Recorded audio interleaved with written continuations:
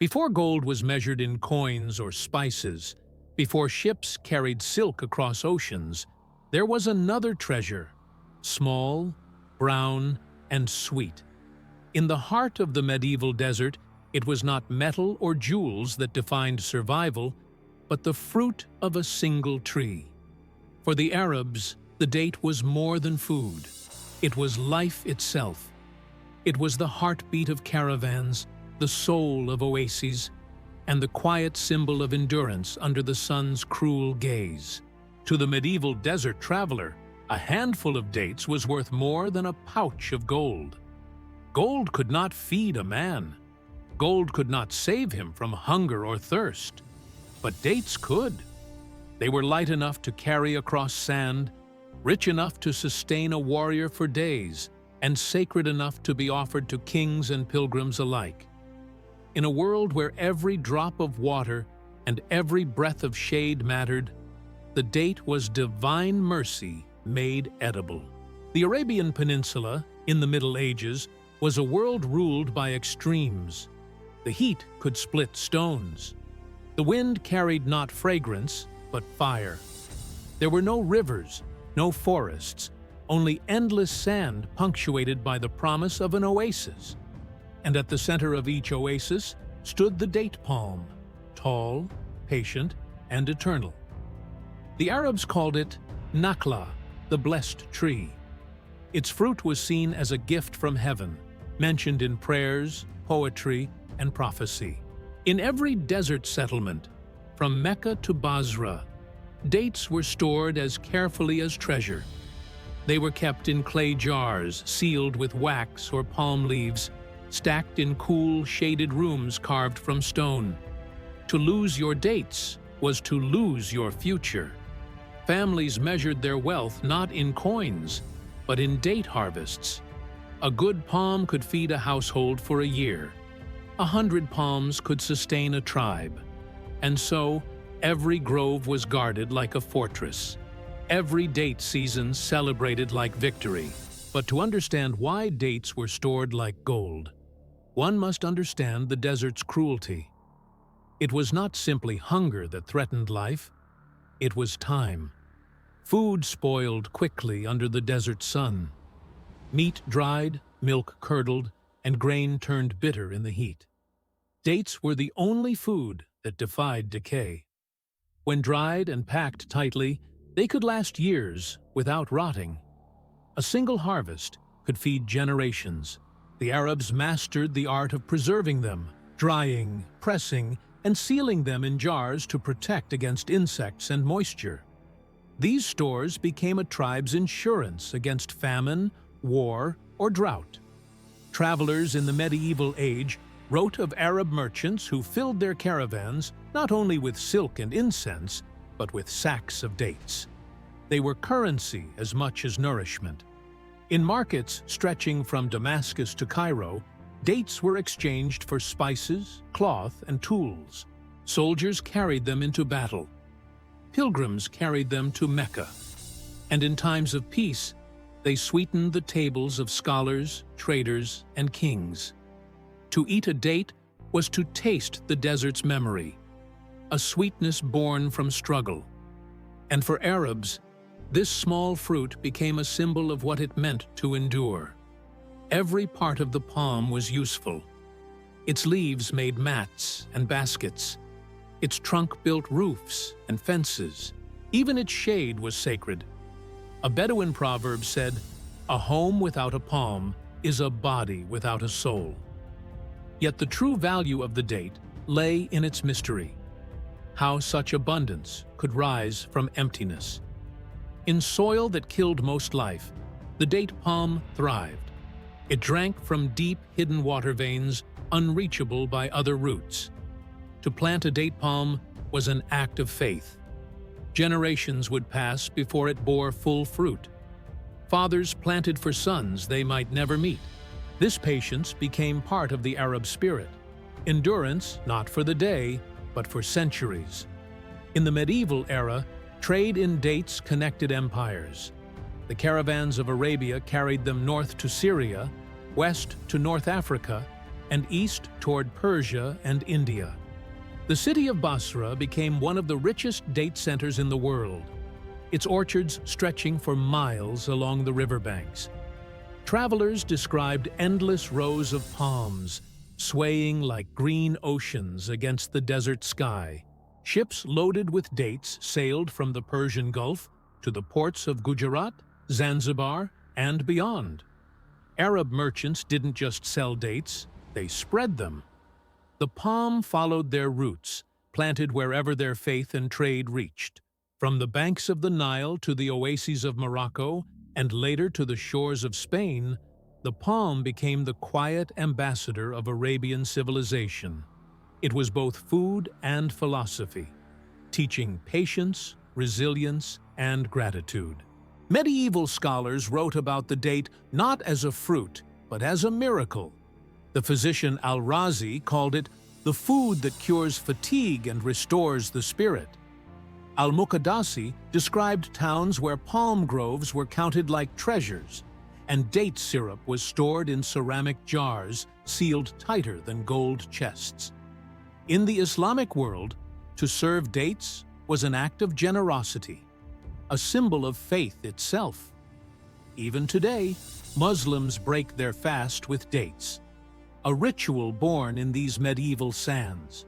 But in those days, storing dates was not just ritual, it was strategy. Across Arabia, Yemen, and North Africa, powerful tribes and caliphates rose and fell, but whoever controlled the oases controlled survival. A tribe with full storehouses could outlast siege, drought, or war. In times of scarcity, a single sack of dates could buy a horse or a weapon. Some chroniclers wrote that entire negotiations between tribes were sealed with the gift of preserved dates. Not gold, not silver, but sweetness. In the markets of medieval Baghdad, dates were stacked in pyramids that glittered like bronze under the sun. Merchants sold them by weight, wrapped them in palm leaves, and exported them along river routes. The Abbasid Caliphate, at its height, recorded shipments of dates so large they rivaled the trade in metals. To modern eyes, it seems strange that fruit could be wealth, but in the desert, gold could only shine. Dates could sustain. For the Bedouin, the palm tree was family. They spoke to it, prayed beneath it, and trusted it as one trust kin. Children learned to climb it before they could walk far. Women dried and pressed its fruit into round cakes, stacking them carefully in earthen jars for long journeys. When tribes moved, their date stores traveled with them, bundled like treasure in camel saddlebags. Even raiders respected them. To steal dates from a caravan was a sin. It meant stealing the right to survive. Night after night, when the desert wind howled and the stars burned cold, men sat around small fires, sharing dates and memories. They said the fruit carried the soul of the sun, that its sweetness was proof that even in the harshest world, beauty could grow. And so, they guarded it fiercely. In their songs, they spoke of palms that refused to die, of oases where hope took root, and of travelers who found life in a handful of dried fruit. As the medieval centuries passed, the trade in dates grew into an empire of its own, silent, humble, but eternal. The Arabs did not need to mine the earth for wealth. They grew it in the sand. Every harvest, every dried cluster, every sealed jar was a victory against death itself. And when gold and empires turned to dust, the palms remained, still offering fruit to whoever sought shade beneath them. The desert gave nothing freely, except to those who understood it. The Arabs had learned its secret.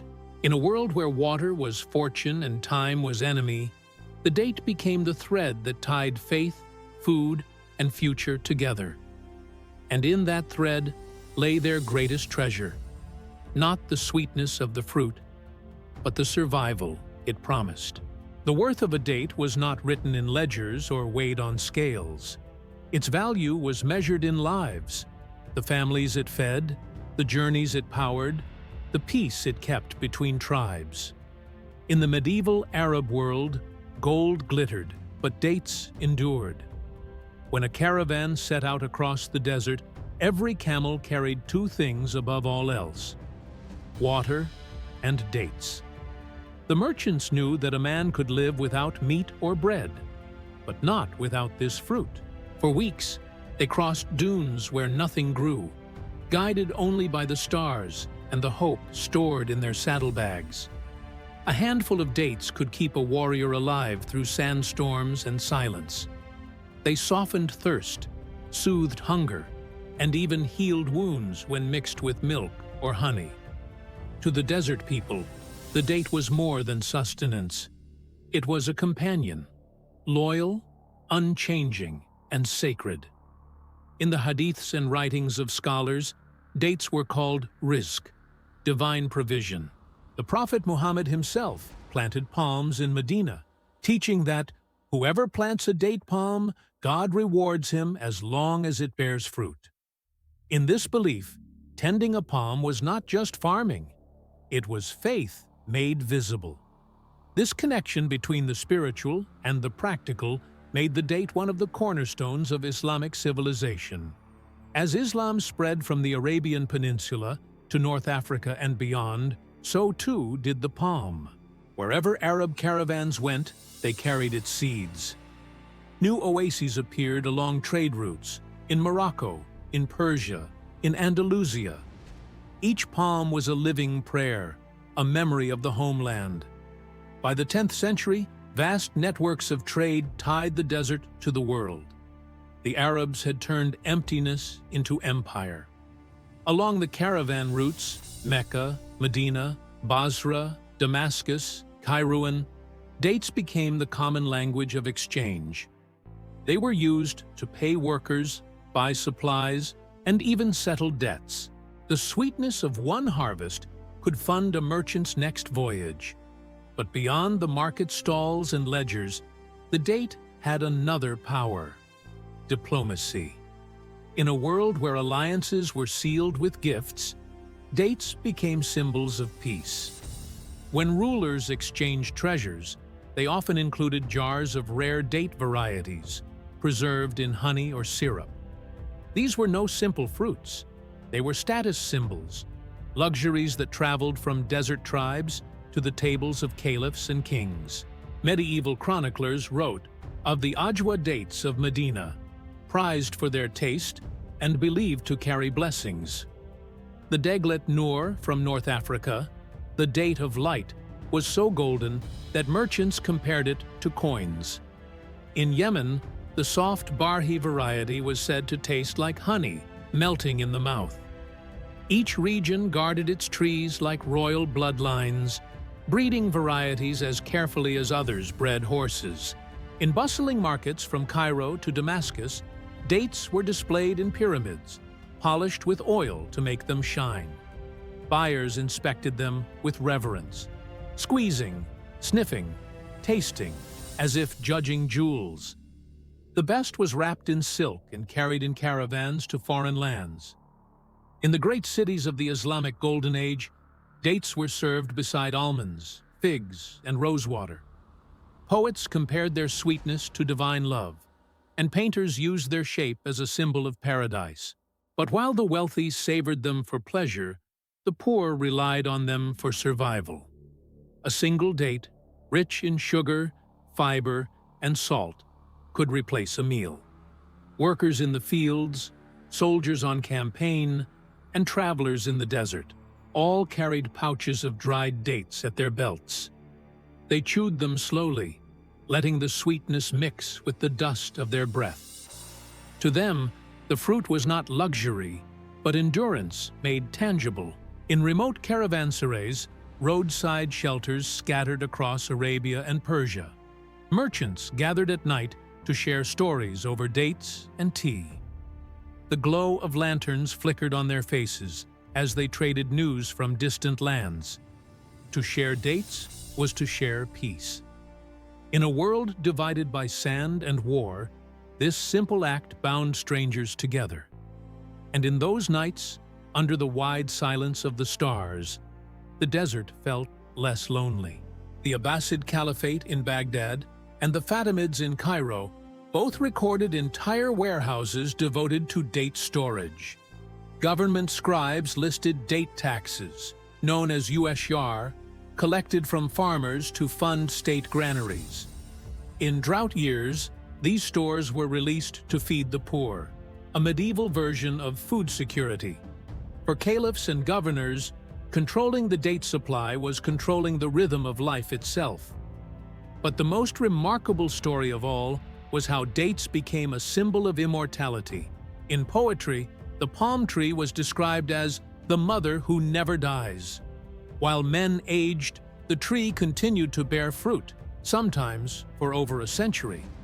Planting a palm was planting memory, a promise that one S name would live on in the shade of its leaves. And so, in the medieval desert, wealth was not hidden in vaults. It was grown in groves. Each palm, each fruit, was a quiet form of legacy. Travelers from Europe who visited Arabia and North Africa wrote of their wonder. They had seen castles and cathedrals, but never trees treated like royalty. They described families who whispered blessings to their palms before harvest, who offered the first fruit to travelers and the poor. They called it the Tree of Life, though they did not yet understand that for the Arabs it had always been that. Even today, deep beneath the dunes, archaeologists have found ancient storage pits filled with fossilized date seeds, some thousands of years old. In those silent pits lies the echo of a civilization that measured time not in wars or kings, but in harvests. But beyond faith and survival, the date became the Arab world's first great export of identity. Wherever the palm grew, it carried with it a way of life, resourceful, spiritual, communal. Its roots reached deep, its branches stretched high, and its fruit fed all without discrimination. It was, in many ways, a reflection of Islam itself, resilient in hardship, generous in plenty. In medieval ports like Aden and Basra, ships loaded with dates departed for the Indian Ocean. They carried not only fruit, but culture. The story of a people who had learned to live in balance with their land. The sailors knew that wherever they went, the taste of a date would remind them of home. And when storms struck or supplies ran low, it was dates that kept them alive. This humble fruit connected the ancient world long before the compass or the map. It fed travelers who carried news between empires, scholars who copied the Quran by lantern light, and mystics who prayed in the solitude of the dunes. To store dates, then, was not greed. It was gratitude. It was a way of saying to the desert, "We understand you, we respect your hunger, but we will not be defeated by it." When famine came, when trade faltered, or when drought stretched for years, those sealed jars of dates became the difference between despair and survival. They were opened with reverence, as if unlocking memory itself. And in that act, breaking open a jar, passing around its sweetness, the Arabs were not just feeding their bodies. They were continuing an ancient conversation with the land. Because in the end, the desert taught them the simplest truth of all, that real wealth is not what glitters, but what endures. Gold could be buried and lost. Empires could fall. But the date palm remained, swaying quietly against the wind, bearing fruit for whoever sought shelter beneath it. It was wealth that could be eaten, planted, and shared. Wealth that grew back every year. That is why the Arabs stored dates like gold. Because, in truth, they were richer than gold.